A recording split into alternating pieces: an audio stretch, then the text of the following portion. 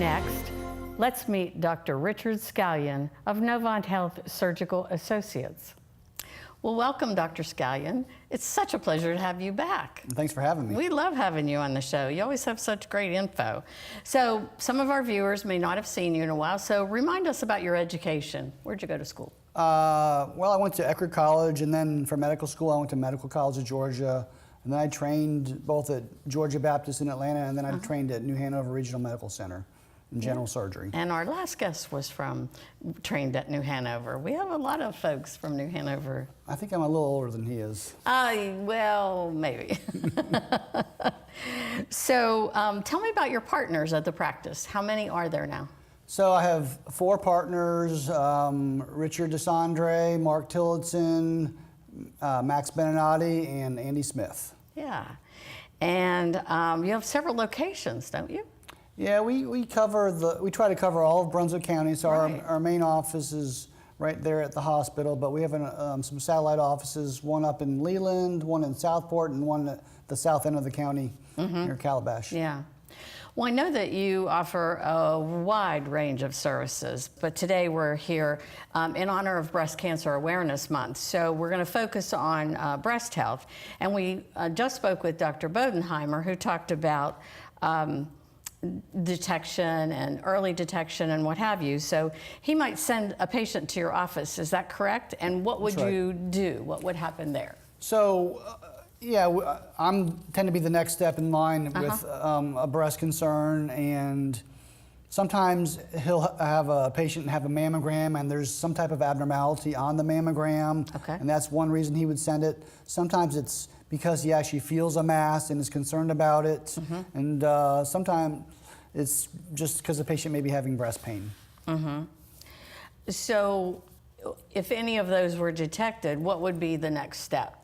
So usually the mammogram has already been done, and usually that's, if there is an abnormality, they'll also do an ultrasound. So then they'll come to my office, I'll do the typical interview, a history, and a physical exam, and then often I'll do an ultrasound in the office and see if I can actually find the abnormality on the breast in the office, and then kind of go from there. From there? Well, I understand that your clinic has an excellent reputation for getting women in really quickly once something is detected. What would be the typical turnaround time? Well, we try to do our best because it's a lot of anxiety with breast masses. A lot, yeah. And some women, yesterday isn't soon enough, and I understand. But we try to see people within a day or two of being called. And so they would come in for that visit, and then hopefully we could schedule the biopsy within a few days after that. Sometimes it's even done the same day. Wow. So I'm curious, if I discovered a lump on my own, say, I didn't go to the gynecologist or whatever, I discovered it on my own, could I just schedule an appointment with you?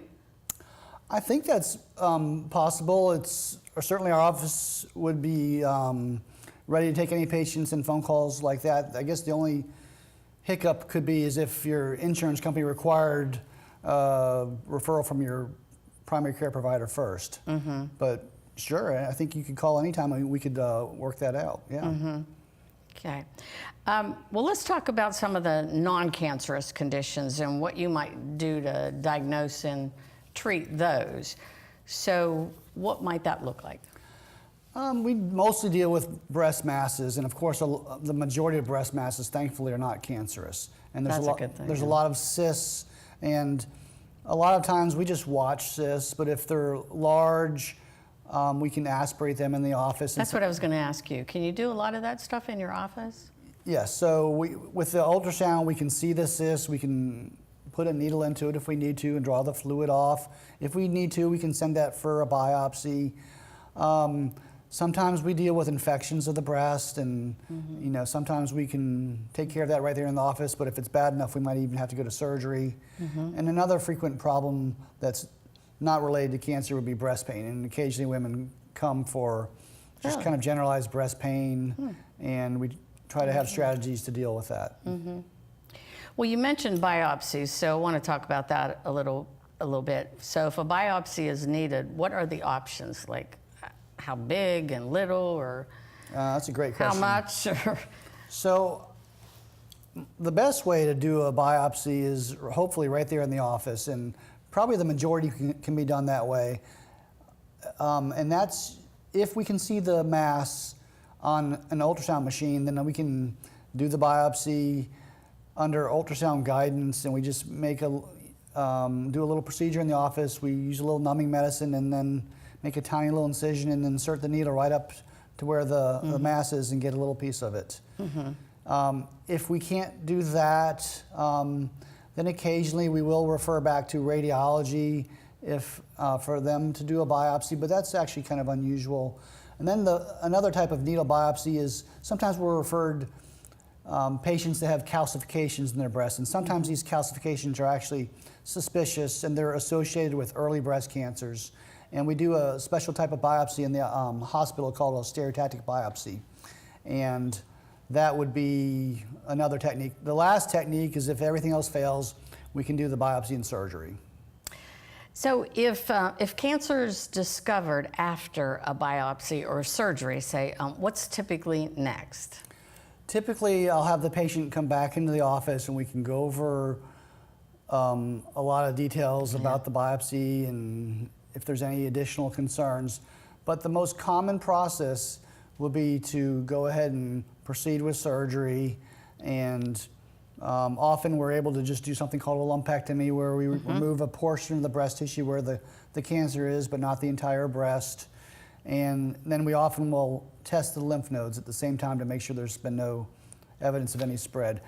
There are other situations, and we could probably talk 15 to 30 minutes about it, but that's probably the most common scenario of what we do when there is cancer diagnosed in a biopsy. So then what about oncology? After you determine, what determines whether or not we need to have further treatment, whether it be radiation oncology or medical oncology? So if we do a lumpectomy, then almost always we're going to do radiation as part of the treatment plan. Okay. So that's very common that we will use radiation as part of the treatment. We also will often refer to a medical oncologist.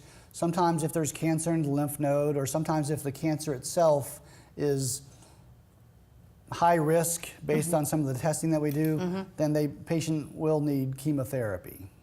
And sometimes if they have something called hormone receptor positive breast cancer, then we'll put them on a hormone blocker, and often we'll refer to the medical oncologist for that discussion. But typically, I don't quite understand this, but the lump comes out first before we talk about any kind of oncology? Usually, because they need that information to tailor That you find out. what their kind of treatment is going to be. The only time we may refer to oncology first is if it's actually a rather large cancer, and we try to shrink it with chemotherapy first before the surgery. Wow, that's a hard subject. Even if you have a patient who is going to require oncology and we have to send them outside your practice for oncology, would you still follow up on their surgical care? Would you be the person who would still follow up, have them back for their follow-ups and what have you? Yeah, so I tend to see the patient probably 3 or 4 times that first year, and then depending on, if they're how high the risk of recurrence is, I may see them once or twice a year for about 5 years. So I tend to follow my patients for 5 years after surgery. Oh, so not only oncology does that, you Correct. also do that. Usually the two of us will follow the patients for 5 years is typical. Yeah. Well, let's talk about mastectomy. If a patient's condition requires a mastectomy, would you guide the patient to like a plastic surgeon, or what's next? So, great question. Sometimes the patient after the surgery doesn't want any type of reconstruction, but more and more most do. And thankfully we have a plastic surgeon that we work with, Dr. Philip Kahn, and again, that would be a long discussion, but with all types of different reconstructions that he can perform. So if we were going to do a mastectomy and the patient was interested in reconstruction, then usually the two of us are actually there at the same time doing the surgery. So are you saying that you can do the reconstruction at the same time? Yes, sometimes they actually do, the plastic surgeon will do the first stage reconstruction. So I'll do the mastectomy. Correct. And then he'll put some type of a temporary implant in Right. and finish the surgery. And then he'll have to do another operation to finish the job possibly a few months later. So you're often tag teaming it then, you're both there. And Correct. And it works out great. The patient doesn't need an extra operation. right, oh, that's great, yeah. Cuts out one procedure. Well, that's a perfect segue because our next guest is Dr. Philip Kahn. Oh. And so he will be talking to us about those different types of reconstructions and who's a candidate and who's not. But are you taking new patients, I guess? Of course, yeah, absolutely. Of course, always. Yes. Can you tell us how to reach your office? I'm sure there are viewers out there who might consider seeing you. Can you tell us how to? Sure. The main office number is 910-721-4000. So just call the number and 4,000. yes. That's easy. And shouldn't be too hard. And we'll schedule the appointment as soon as we can get that done. Okay.